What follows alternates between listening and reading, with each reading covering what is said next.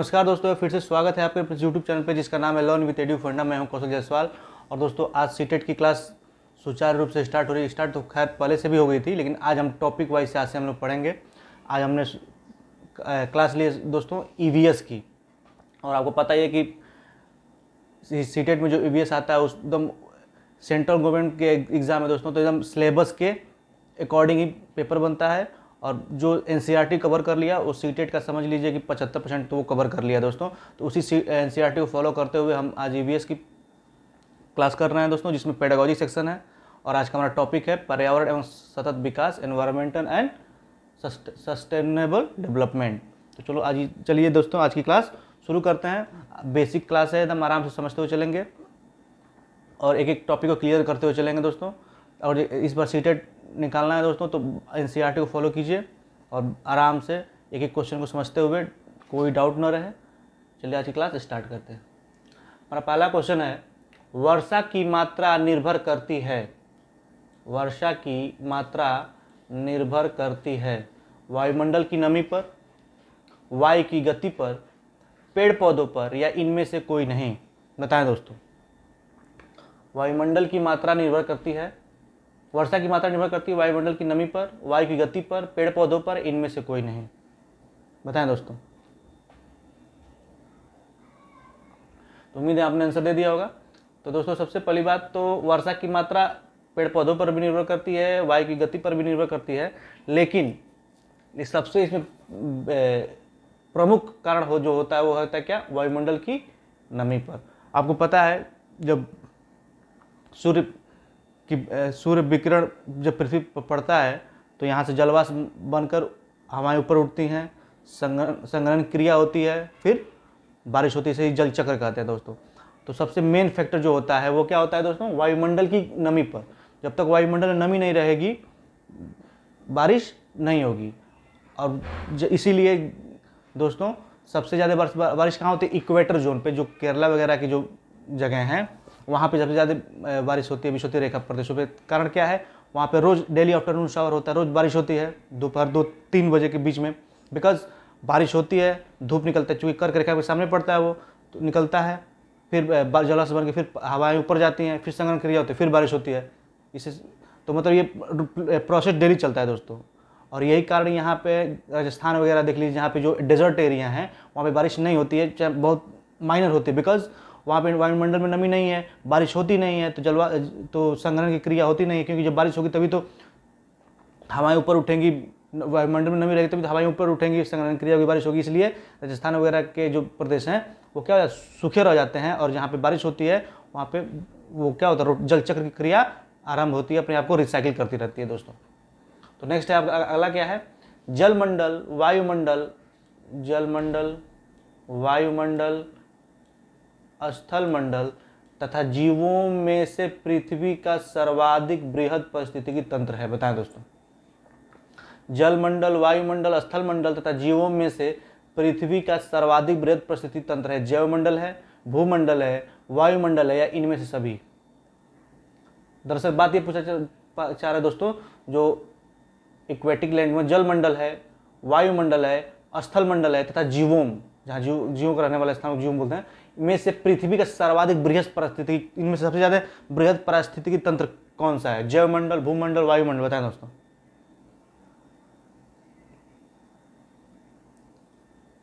तो उम्मीद है आपने आंसर दे दिया दोस्तों। तो वो होगा क्या, जैवमंडल।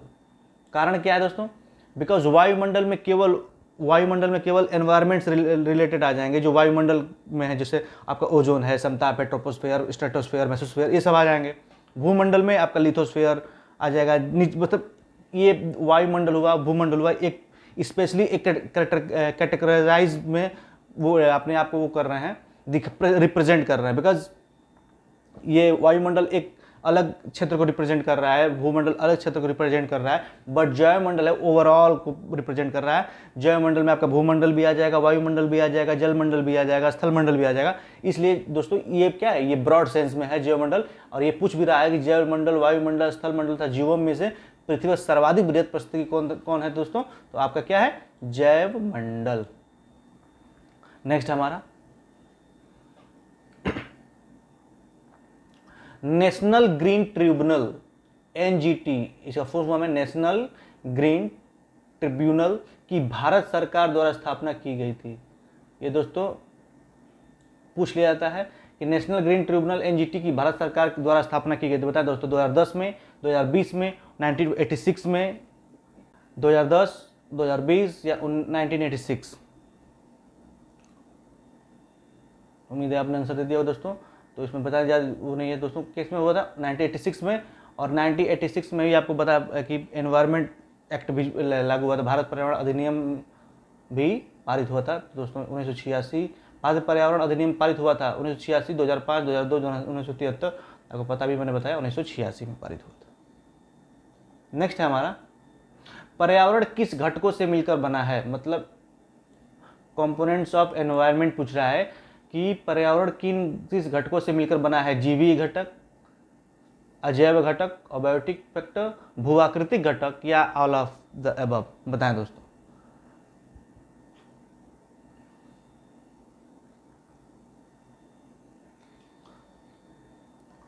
तो उम्मीद है आपने आंसर दे दिया होगा दोस्तों। तो पर्यावरण किस घटकों से मिलकर बना है, तो उसमें आपका जीवी घटक भी है, अजैव घटक भी है, भूआकृतिक घटक भी है, इसलिए क्या हो जाएगा, इनमें से सभी। इसको समझते हैं कैसे। तो दोस्तों जीवी घटक में क्या आ जाएगा, जितने भी जीव हैं, जंतु हैं, हम लोग हैं, ये सब क्या है, जीवी घटक है, लिविंग फैक्टर है। अजैव घटक में क्या आ जाएगा दोस्तों, आपका नदियाँ, जल, ये सब क्या है, आपके अबायोटिक फैक्टर है। और भू आकृतिक में पहाड़ है, पठार है, ये सब क्या है दोस्तों, आपके भू आकृतिक घटक हैं। तो पर इन्वायरमेंट इन सब चीज़ों से मिलकर बना है, कुछ लिविंग फैक्टर हैं, कुछ नॉन लिविंग फैक्टर हैं, तो सबको मिलाकर बना है दोस्तों। तो इसलिए क्या है, ये पर्यावरण के घटकों से मिलकर बना है, तो जीवी घटक, अजैव घटक और भू आकृतिक घटक। आपको ऐसे भी दे सकता है कि इनमें से बायोटिक फैक्टर कौन है और बायोटिक फैक्टर कौन है। तो क्या होगा दोस्तों, बायोटिक में क्या हो जाएगा, जितने भी लिविंग थिंग्स हैं, और नॉन बायोटिक में क्या हो जाएगा, अनलिविंग थिंग्स, नॉन लिविंग थिंग्स को बोलते हैं। अगला है धारणीय विकास। धारणीय विकास संदर्भ में अंतर्गत पीढ़ी संवेदनशीलता का विषय है। बताया दोस्तों, धारणीय विकास के उपयोग के संदर्भ में अंतर पीढ़ीगत संवेदनशीलता का विषय, प्राकृतिक संसाधन, भौतिक संसाधन, कृत्रिम संसाधन, इनमें से कभी। इसका अर्थ ये हुआ दोस्तों कि ऐसी जो धारणीय विकास, सस्टेनेबल डेवलपमेंट है, उसका मतलब क्या है कि जो हम लोग चीज़ यूज कर रहे हैं, जैसे तेल हुआ या आपका जल हुआ, जो भी मतलब जो एक सीमित मात्रा में है, जो ख़त्म होने वाली है, रिन्यूएबल एनर्जी नहीं है, नॉन रिन्यूएबल है, वो उसके अंतर्गत पीढ़ी का संवेदनशीलता का विषय क्या है कि मतलब मान लीजिए हम आज हम यूज करें, फिर हमारी जो पीढ़ी आने वाली, हमारे बच्चे, जो उनके बच्चे, उनके लिए वो बचेगा कि नहीं, ये बात पूछ रहा है कि इसमें से सबसे ज़्यादा क्या है। तो दोस्तों कृत्रिम संसाधन तो आज भी है, तो हो सकता है कि कुछ एडवांस फीचर में हम भविष्य में भी हो सकता है, बढ़ सकता है। भौतिक संसाधन भी आज हम मान लीजिए कि हम घर में यहाँ पे रह रहे हैं, क्या पता आने वाला भविष्य कहीं और रहे, या फिर हो सकता है कि अभी बात चल रही चांद पर रहने का, तो हो सकता है चांद पर रहे। लेकिन दोस्तों जो प्राकृतिक संसाधन है, ये जो रिन्यूएबल एनर्जी है, ये क्या है दोस्तों, प्राकृतिक संसाधन जो है ये सीमित मात्रा में है। जरूरी नहीं कि आज हम जो मिनरल्स यूज कर रहे हैं, खनिज यूज कर रहे हैं, या तेल हुआ या फिर आपका जल हुआ, इसको जो हम बिना किसी सोच समझ के वेस्ट करते जा रहे हैं, वो प्राकृतिक संसाधन क्या है, संवेदनशीलता का विषय है, क्या पता ये भविष्य में रहेगा कि नहीं। तो इसीलिए दोस्तों ये क्या धारणा शुरू की गई है, सतत विकास, मतलब सस्टेनेबल डेवलपमेंट, मतलब विकास हो, लेकिन ऐसे विकास हो जिससे पर्यावरण को क्षति न पहुंचे और हमारे आने वाली पीढ़ी के लिए भी वो चिंता का विषय ना हो। और इस प्रकार से सतत विकास का थीम रखा गया है दोस्तों, कि मतलब विकास किया जाए लेकिन किसी को बिना हानि पहुंचाए हुए, पर्यावरण को हानि पहुंचाए बिना, और जो हमारे जो सीमित मात्रा में जो प्राकृतिक संसाधन है उनको भी क्षति पहुंचाए बिना ही क्या हो, सस्टेनेबल डेवलपमेंट हो। ये बात है। तो इसका आंसर क्या हो जाएगा दोस्तों, प्राकृतिक संसाधन। अगला है विकास की वह अवधारणा, विकास की वह अवधारणा जिसके तहत, विकास की वह अवधारणा जिसके तहत वर्तमान आवश्यकता के साथ साथ भविष्य की आवश्यकता को भी ध्यान रखा जाता है, ये कहलाता है। अभी बताया था दोस्तों, बता दीजिए, धारणीय विकास, कृत्रिम विकास, भौतिकीय विकास, या इनमें से कोई नहीं। बताएं दोस्तों, विकास की वह अवधारणा जिसके तहत वर्तमान की आवश्यकताओं को साथ साथ भविष्य की आवश्यकता का भी ध्यान रखा जाता है, कहलाता है धारणीय विकास, कृत्रिम विकास, भौतिकीय विकास, इनमें से कोई नहीं। तो उम्मीद है आपने आंसर दे दिया दोस्तों। तो इसे क्या होता है, क्या कहा जाता है कि विकास की वो अवधारणा, मतलब डेवलपमेंट की वो पॉलिसी जिसमें जो प्रेजेंट की जो नीड है उसके साथ साथ क्या फ्यूचर नीड भी हम उसको क्या करें, माइंड करते जाएं। तो क्या है दोस्तों, धारणीय विकास, इसका होता है क्या, सस्टेनेबल डेवलपमेंट। नेक्स्ट हमारा, वर्ष 2002 में जोहान्सबर्ग में आयोजित पृथ्वी सम्मेलन का मुख्य मुद्दा था। ये काफ़ी फेमस समिट था दोस्तों, जोहान्सबर्ग वाला। तो वही पूछ रहा है कि पृथ्वी सम्मेलन का मुख्य मुद्दा क्या था, सतत विकास, शिक्षा विकास, भौतिक विकास या ओजोन संरक्षण, बताएं दोस्तों।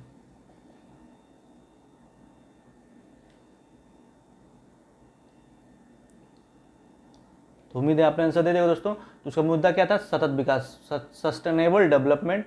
और ओजोन वाला तो क्या था दोस्तों, जो रामसर में जो हुआ था, आपको पता है 16 सितंबर को ओजोन दिवस मनाया जाता है। जो रामसर में जो समिट हुआ था, ईरान का एक जगह है, वहाँ पे ओजोन की बात हुई थी, ओजोन संरक्षण की बात हुई थी।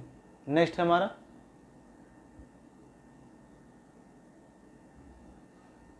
संयुक्त राष्ट्र संघ ने सतत विकास लक्ष्यों का निर्धारण किया, उनकी संख्या कितनी है, बताएं दोस्तों।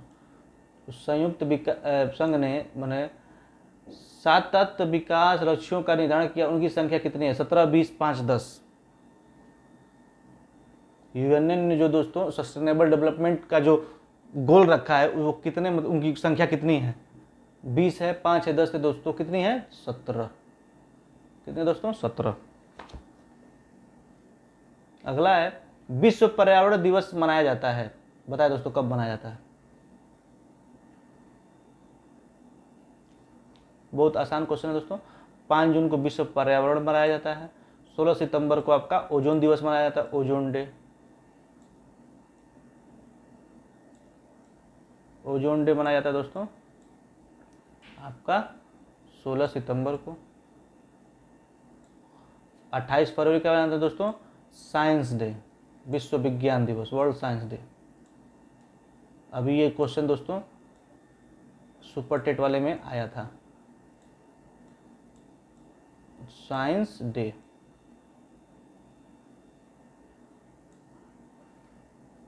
नेक्स्ट है हमारा, एक मिनट दोस्तों,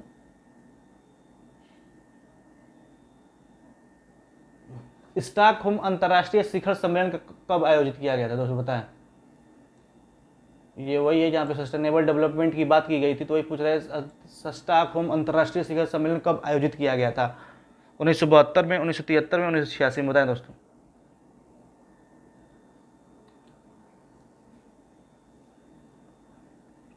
तो उम्मीद है आपने आंसर दे दिया होगा। तो स्टॉकहोम अंतर्राष्ट्रीय शिखर सम्मेलन कब आयोजित किया गया था दोस्तों, 1972 में, 1972 में किया गया था। और इसका अभी बताया मैंने, इसका गोल क्या था दोस्तों, सतत विकास, सस्टेनेबल डेवलपमेंट।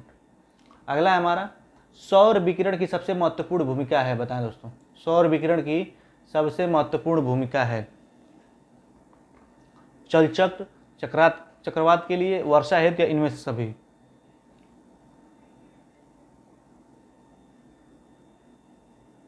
तो उम्मीद है आपने आंसर दे दिया दोस्तों। तो सौर विकिरण सबसे महत्वपूर्ण भूमिका क्या है, जल चक्र।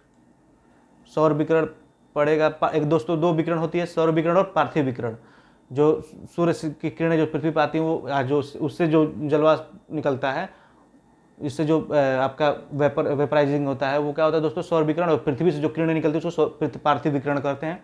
तो जो सूर्य की किरणें पृथ्वी पर पड़ती हैं तो यहाँ की जलवाष्प की मात्रा क्या होती है दोस्तों, हल्की होकर ऊपर उठने लगती हैं, ऊपर जाती हैं बादल में, बादल से वो संघनन क्रिया करती हैं, फिर इतना मॉइस्चर इकट्ठा कर लेती हैं कि अपने आप को रोक नहीं पाती। पुनः क्या होती है दोस्तों, वर्षा के रूप में पृथ्वी पर आती हैं, फिर सूर्य की किरणें पड़ती हैं, फिर वो ऊपर जाती हैं। इसी को क्या बोलते हैं दोस्तों, वाटर साइकिल बोलते हैं, जल चक्र बोलते हैं। यही प्रोसेस होता है बारिश का। तो वही पूछा है दोस्तों, सौर विकिरण सबसे महत्वपूर्ण भूमिका क्या होती है, जल चक्र। नेक्स्ट है हमारा, राष्ट्रीय पर्यावरण अभियांत्रिकी शोध संस्थान नीरी कहाँ है, बताएं दोस्तों। राष्ट्रीय पर्यावरण अभियांत्रिकी शोध संस्थान नीरी कहाँ है, national environment engineering research institute कहाँ है दोस्तों, बताएं। तो कहाँ है दोस्तों, आपका ये नागपुर में, नागपुर में आपका ये है। अगला है नीरी कार्य करता है, मतलब जो ये नीरी संस्था है दोस्तों, national institute engineering research institute, कहाँ है, जो कार्य करता है ये किसके अंतर्गत कार्य करता है? विज्ञान एवं प्रौद्योगिकी मंत्रालय के अधीन, भारतीय मौसम विभाग के अधीन या सुरक्षा विभाग के अधीन? बताएं दोस्तों।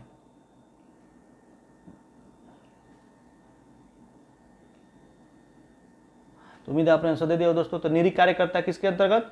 विज्ञान एवं प्रौद्योगिकी मंत्रालय के अधीन,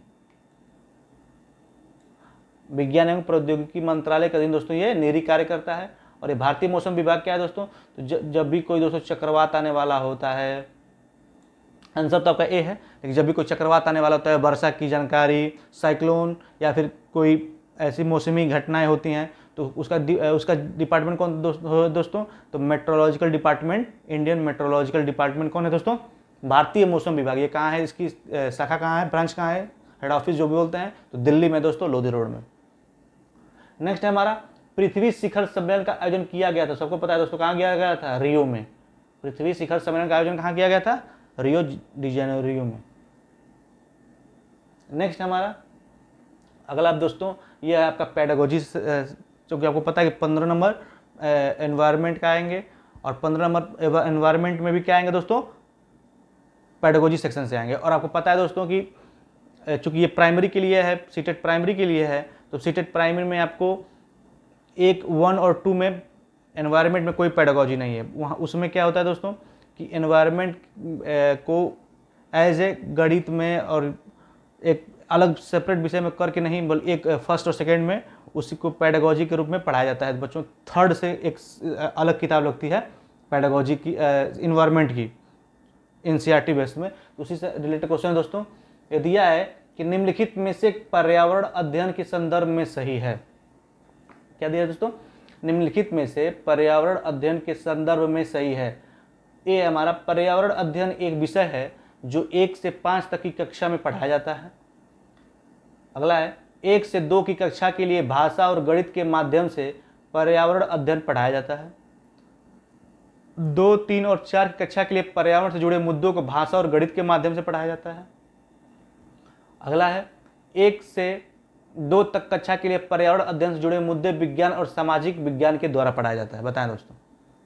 इस क्वेश्चन को पहले समझ लीजिए कि जो एनसीईआरटी की बुक है, चूंकि ये 1 to 5 में 1 और 2 में पर्यावरण का कोई अलग चैप्टर नहीं है, कोई अलग बुक नहीं है, उसमें बच्चों को एज ए अलग एक भाषा के रूप में, मतलब उसी में इंक्लूड करके पर्यावरण की जानकारी दी जाती है। उसको बस आप ध्यान में रखकर इसको आंसर कर दीजिएगा दोस्तों। क्या है, अब इतना ही लंबे लंबे क्वेश्चन आएंगे सीटेट में दोस्तों, क्योंकि आपको पता है कि सीटेट में पर्यावरण का जो पार्ट होता है, फिर पेडागोजी सेक्शन होता है, वो लंबा होता है। तो दिया है कि पर्यावरण अध्ययन का एक विषय है जो 1 से 5 तक की कक्षा में पढ़ाया जाता है। तो ये कोई बात नहीं कि पर्यावरण अध्ययन एक विषय है जो 1 से 5 तक की कक्षा, अभी मैंने बताया कि पर्यावरण का जो पार्ट है उसमें छोटे बच्चों को 2 के बाद से पढ़ाया जाता है, तो ये उसी तरह गलत हो जाएगा दोस्तों। तो ये तो ऑप्शन गलत है। नेक्स्ट हमारा 1 से 2 की कक्षा के लिए भाषा और गणित के माध्यम से पर्यावरण अध्ययन पढ़ाया जाता है। चलिए देखते हैं बाद में। अगला है 2, 3 और 4 की कक्षा के लिए पर्यावरण जुड़े मुद्दों को भाषा और गणित के माध्यम से पढ़ाया जाता है। तो दोस्तों 3 और 4 तो सही है, लेकिन 2 इसमें क्या कर रहा है, इसलिए ये भी गलत है। अगला है 1 से 2 तक की कक्षाओं के लिए पर्यावरण अध्ययन के जुड़े मुद्दे और विज्ञान समाज के द्वारा पढ़ाया जाता है। तो आपको पता ही है कि 1 और 2 में पर्यावरण का पार्ट ही नहीं है, तो ये गलत हो जाएगा। तो दोस्तों देख रहे हैं, आपको सारे ऑप्शन सही लगेंगे। सीटेट में ही होता है, सारे ऑप्शन सही लगते हैं। जैसे पर्यावरण अध्ययन एक विषय जो 1 से 5 तक कक्षा में पढ़ाया जाता है, तो आप समझ लीजिएगा 1 और 2 में पर्यावरण कोई पार्ट नहीं है, तो इसी तरह ये गलत हो जाएगा।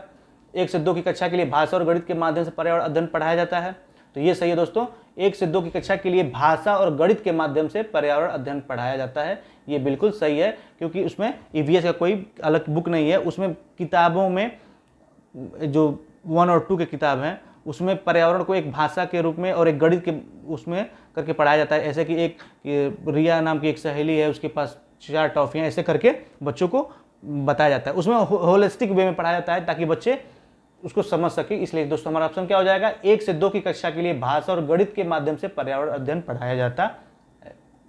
नेक्स्ट हमारा पर्यावरण अध्ययन में संकल्पनाओं और मुद्दों को विज्ञान और सामाजिक विज्ञान के रूप में नहीं रखा गया है।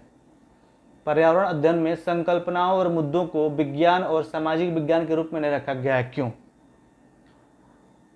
पर्यावरण अध्ययन में संकल्पनाओं और मुद्दों को विज्ञान समाज विज्ञान के रूप में रखा। क्यों? सीबीएसई के द्वारा पर्यावरण अध्ययन के पाठ्यक्रम को इसी प्रकार से निर्धारित किया गया है। सेकंड है, इस आयु के बच्चे अपने परिवेश को समग्र रूप में देखते हैं। यह शिक्षण अधिगम की एक अच्छी युक्ति है या यह पाठ्यक्रम के भार को कम करने के लिए? बताएं दोस्तों।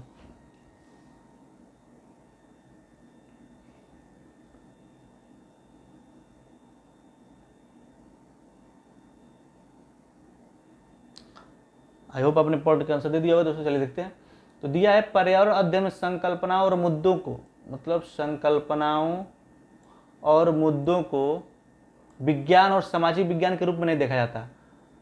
ठीक, चलिए देखते हैं। सीबीएसई के द्वारा पर्यावरण अध्ययन के पाठ्यक्रम को इसी प्रकार से निर्धारित किया गया। कोई बात नहीं हुई कि सीबीएसई ने पर्यावरण को इसी अध्ययन के पाठ्यक्रम के रूप में निर्धारण कर दिया है इसलिए हम ऐसा कर रहे हैं। तो दोस्तों ये कोई उचित आंसर नहीं हुआ। अगला है, इस आयु के बच्चे अपने परिवेश को समग्र रूप में देखते हैं। चलिए देखते हैं इसको। यह शिक्षण अधिगम की एक अच्छी युक्ति है। क्यों? और कोई युक्ति नहीं है। केवल इन्वायरमेंट का संकल्पनाओं को सामाजिक विज्ञान के रूप में नहीं रखना ये अच्छी युक्ति है, ऐसा कुछ नहीं है दोस्तों। ये भी ऑप्शन गलत है। नेक्स्ट हमारा, यह पाठ्यक्रम के भार को कम करने के लिए, देखिए ये फंसाने के लिए होते हैं ऑप्शन, उसी तरह नेगेटिव सेंस में आ रहा है। तो दोस्तों ये सही है, इस आयु के बच्चे अपने परिवेश को समग्र रूप में देखते हैं। बिकॉज आपको ध्यान में रखना है दोस्तों कि आप बात किसकी हो रही है, 1 to 5 मतलब 1 से 5 तक के कक्षा के विद्यार्थियों के लिए बात हो रही है। और 1 से 5 तक के विद्यार्थियों को आप अलग एक पर्यावरण का एक मुद्दा अलग दे देंगे तो वो नहीं समझ पाएगा। बिकॉज क्या पूछ रहा है, पर्यावरण अध्ययन में संकल्पनाओं और मुद्दों को विज्ञान सामाजिक विज्ञान के रूप में नहीं रखा गया है। क्यों? इसलिए नहीं रखा गया है कि बच्चा जो होता है वो एनवायरनमेंट को एक पूरे होलिस्टिक वे में देखता है, पूरे समग्र रूप में देखता है। बिकॉज वो एक पेड़ देखेगा तो कहेगा हाँ ये पेड़ है, नीम का पेड़ है, पीपल का पेड़ है या बरगद का पेड़ है। ये नहीं कहेगा कि इसकी जो पत्तियां हैं वो अलग डिपार्टमेंट की आ जाएंगी, इसके बीज अलग डिपार्टमेंट में आ जाएंगे, उसके जो जड़ें हैं वो अलग, उसके रूट हैं, पूरे को एक पेड़ के रूप में देखेगा। 1 से 5 तक का बच्चा उतना विकसित नहीं है तो वो समग्र रूप में देखेगा। अब जैसे वो तालाब देखेगा तो तालाब में देखेगा हाँ ये तालाब है, ये नहीं देखेगा कि इस तालाब में जो मछलियां हैं वो अलग उसका डिपार्टमेंट, उसका अध्ययन अलग किया जाता है, पानी का अध्ययन अलग किया जाता है, उसके जो पेड़ पौधे जलीय जीव हैं उसका अध्ययन अलग किया जाता है, उसमें मेढक भी उसका अलग अध्ययन किया जाता है। वो सारी चीज़ों को एक होलिस्टिक वे में देखेगा, एक समग्र रूप में देखेगा। वो घर पे किसी समाज में लोगों को देखता है, चाहे शहरों में देखता है चाहे मिट्टियों में देखता है, तो ये नहीं समझ पाएगा कि ये अलग अलग वे है। उसके खेत में जितने भी फसलें हैं फसल देख रहा है वो, इसको ये नहीं समझ में आएगा कि मिट्टी का अलग डिपार्टमेंट होता है, सॉइल अलग है, इसके जड़ों का अलग है, इसमें कौन फसल बोएगा उसका अलग है। वो सबको एक ही में देखा हाँ ये खेत है। तो दोस्तों तो बच्चे को, इस आयु के बच्चे अपने परिवेश को समग्र रूप में देखते हैं, वो किसी चीज़ को एक क्या पूरे होल रूप में देखता है। इसीलिए एक दोस्तों जो शिक्षण कार्य होता है क्या किया जाता है, होल टू क्या कहा जाता है, समग्र से सूक्ष्म की ओर, होल टू कॉम्प्लेक्स जाया जाता है, होल टू माइक्रो जाया जाता है। बिकॉज वो पहले उसको पूरी चीज़ें पढ़ता हो, पहले उसको जो कोई चीज़ पढ़ाना है दोस्तों, अगर ये मान लीजिए ये पढ़ाना है तो पहले उसको मोबाइल दिखाओ, मोबाइल के बारे में बताए तो मोबाइल दिखाओ, बाद में जब वो बड़ा होगा अगला तो उसको एक एक पार्ट दिखाओ कि ये इसका कीपैड है, इसका स्क्रीन है, तब उसको अलग अलग में दिखाओ तो समझ नहीं पाएगा। उसको सब पहले पूरा दिखाओ फिर बाद में अलग कम दिखाओ। इसलिए क्या होता है, होल टू समग्र टू सूक्ष्म चलता है दोस्तों। इसलिए क्या है, इस आयु के बच्चे अपने परिवेश को समग्र रूप में देखते हैं। नेक्स्ट है हमारा, ये सबसे मेन इंपॉर्टेंट है दोस्तों, कि निम्नलिखित में से कौन सा वर्तमान पर्यावरण अध्ययन पाठ्यक्रम की 6 मुख्य थीमों में से नहीं है। 6 मुख्य थीम है दोस्तों और कुछ सब थीम है, इसको तो आपको एकदम रट जाना है। क्योंकि 1 से 5 तक के पेडागोजी में दोस्तों एनसीईआरटी की जो मैंने जो किताबें आप लोगों के पास किताब हो तो पढ़िए, उसको नहीं है तो पीडीएफ डाउनलोड कर लीजिए, लेकिन पढ़िए दोस्तों, क्योंकि एनसीईआरटी से ही आएगा। अब सेंट्रल की जो एग्ज़ाम होते हैं उसमें एक बहुत अच्छी होती है दोस्तों, सिलेबस के अकॉर्डिंग ही एग्ज़ाम लेते हैं वो लोग, सिलेबस के अनदर जाके एग्जाम नहीं लेते दोस्तों, तो उसी के इर्द गिर्द वो घूमता है। तो पूछ रहा है कि निम्नलिखित में से कौन सा वर्तमान पर्यावरण अध्ययन पाठ्यक्रम के 6 मुख्य थीमों में से एक नहीं है। आवास नहीं है, हम चीज़ें कैसे बनाते हैं, काम और खेल और भोजन। उसके पहले से दोस्तों ये देखिए जो थीम्स है विज्ञान की, ईवीएस की जो थीम है वो देखिए दोस्तों, थीम्स ऑफ ईवीएस क्या क्या है। पहला है आपका परिवार और दोस्त, एक मिनट में चेंज कर लेता हूँ।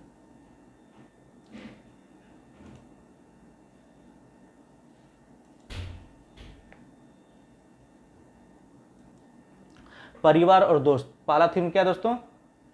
Family and friends. पहला थीम याद रखिएगा, फैमिली एंड फ्रेंड्स। मतलब जितने जो पहले ये पूछ देगा कि इसमें कौन सा मेन थीम नहीं है, तो पहला बच्चे का क्या है? Family and friends. सेकंड क्या है आपका? भोजन। सेकंड थीम क्या है दोस्तों? भोजन। थर्ड थीम क्या है आपका? जल। मतलब पूरी आपकी जो सिलेबस है दोस्तों, या फिर जो भी पैडागोजी जो चलेगा ईवीएस में, इसी इर्द गिर्द चलेगी। तो पहला क्या है? परिवार और दोस्त। सेकंड है भोजन। थर्ड है आपका जल। उसके बाद से क्या है आपका? शेल्टर, आवास। उसके बाद से क्या है? यात्रा, जर्नी। और उसके बाद से हम चीज़ों को कैसे बनाते हैं। मतलब जो बच्चा, जो आपको पता है बच्चा रचनावादी होता है, तो कैसे चीज़ों को बनाता है, ये बात कही गई है। तो ये पूछा है कि निम्नलिखित में से कौन सा वर्तमान पर्यावरण अध्ययन पाठ्यक्रम के 6 मुख्य थीमों में से एक नहीं है। तो दोस्तों 6 मुख्य थीम कौन कौन से हैं? परिवार और दोस्त, friend and relatives, food, water, shelter, journey and how to make with things. तो दोस्तों इसमें क्या? आवास। तो आवास तो आपका मुख्य थीम है, बिल्कुल सही है ये।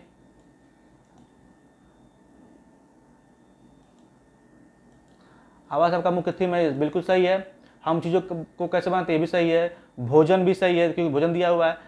काम और खेल दोस्तों ये क्या है आपका? सब थीम है, इसलिए ये हमारा क्या हो जाएगा? आंसर हो जाएगा। और दोस्तों ये एग्जाम में आ जाता है तो बच्चे गलत कर देते हैं क्योंकि उन्हें समझ में नहीं आता ये पूछा कहाँ से, पूछ क्या रहा है। कितने लोगों को एक क्वेश्चन भी समझ में नहीं आता है कि मैंने उनसे कौन सा वर्तमान पर्यावरण अध्ययन के पाठ्यक्रम के 6 मुख्य, ये भी समझ में आएगा कि आवास भी है, हम चीज़ों को कैसे बनाते हैं, काम और खेल। हाँ, भोजन अलग अलग भोजन लगा दो, ठीक। ऐसा कुछ नहीं दोस्तों, ये थीम को आप 2-4 बार पढ़ेंगे, याद हो जाएगा। इसकी पीडीएफ आपको टेलीग्राम पर शेयर कर दी जाएगी। परिवार और दोस्त, भोजन, जल, आवास, यात्रा और हम चीज़ें कैसे बनाते हैं, 6 मुख्य थीम है। नेक्स्ट चलते हैं। और देखिए दोस्तों सब थीम्स कौन कौन है, सब थीम्स कौन कौन है। तो पहला क्या है दोस्तों? आपको यहाँ पे देखिए, परिवार और दोस्त, दो ही आपको बस ये 6 याद कर लेने हैं और केवल 2 के सब थीम्स हैं वो याद कर लेने हैं। परिवार दोस्त के सब थीम्स हैं और भोजन के सब थीम्स हैं। तो दोस्तों उसी में देखिए परिवार और दोस्त के क्या कितने थीम्स हैं?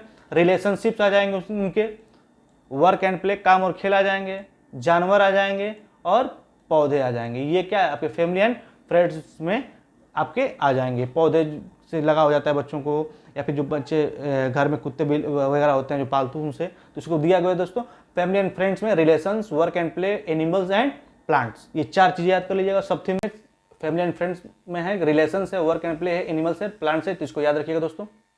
नेक्स्ट है हमारा फूड। फूड के अंदर कितने सब थीम्स हैं? तो टेस्टिंग है आपका, स्वाद, पाचन क्रिया कैसे होती है, भोजन कैसे बनाते हैं, प्रिजर्विंग टेक्निक्स, हम मतलब जैसे चीज़ों को कैसे प्रिजर्व रख सकते हैं, जैसे जो भी खाने वाली चीज़ें हैं उसको कितने अधिक दिनों तक प्रिजर्व रख सकते हैं, ये चीज़ें आती हैं। और फार्मर एंड हंगर इसके अंतर्गत आते हैं दोस्तों। तो ये आप जो सब थीम्स है इसको याद रखिएगा, बिकॉज ये बहुत इंपॉर्टेंट है। ये आ जाएंगे दिमाग एग्जाम में, तो दिमाग काम नहीं करता ये कहाँ से पूछे गए दोस्तों। तो इसको 2-4 बार पढ़ लीजिएगा, याद हो जाएगा।